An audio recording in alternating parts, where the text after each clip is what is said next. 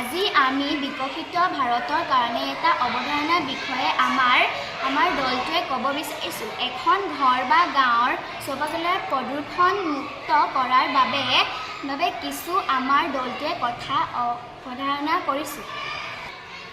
আমি চৰকাৰক ক'ব বিচাৰিছোঁ যে আমাৰ প্ৰতিখন গাঁৱৰ এটা প্লাষ্টিক গ্ৰাম্য কেন্দ্ৰ বা ব্লকৰ ফালৰ পৰা দিয়ে যেন।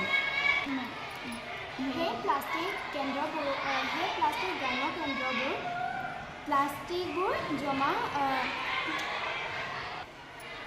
সেই প্লাষ্টিক গ্ৰাম্য কেন্দ্ৰবোৰ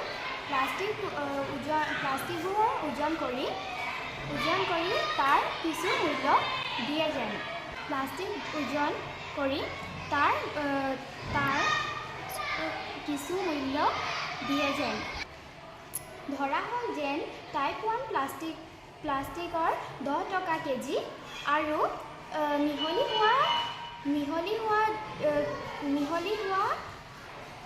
প্লাষ্টিকবোৰৰ 5 টকা কেজি। ঠিক আছে। প্লাষ্টিকবোৰৰ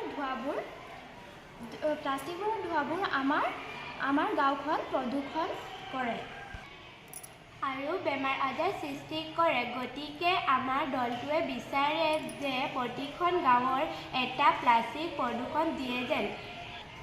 এইদৰে আমি বিকশিত ভাৰতৰ কাৰণে উপযোগী যোগদান কৰিম।